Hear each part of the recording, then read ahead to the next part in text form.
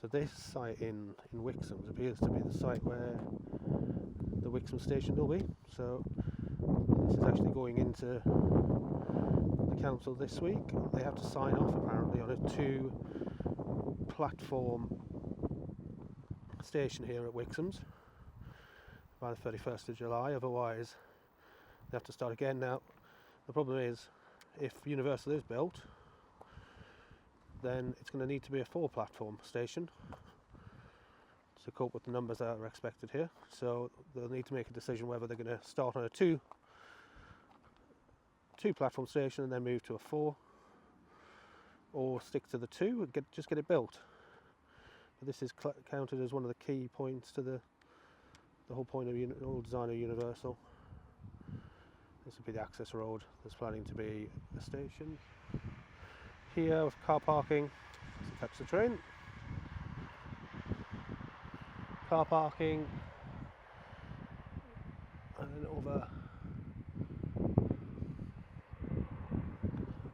They're drawn in.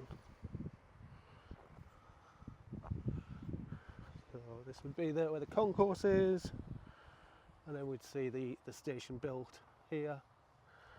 If we lift up, I believe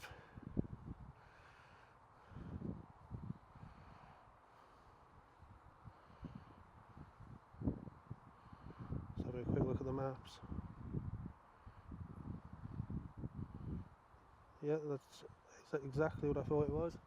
So the lake on the other side is the lake at the back of the Universal site. So that's how close your access would be from Wixham Station straight into the Universal site there. You can see Wixham's being developed here, still being built. This housing estate on the other side of the tracks will be Universal. Have a quick nip over, have a look, nothing in the air.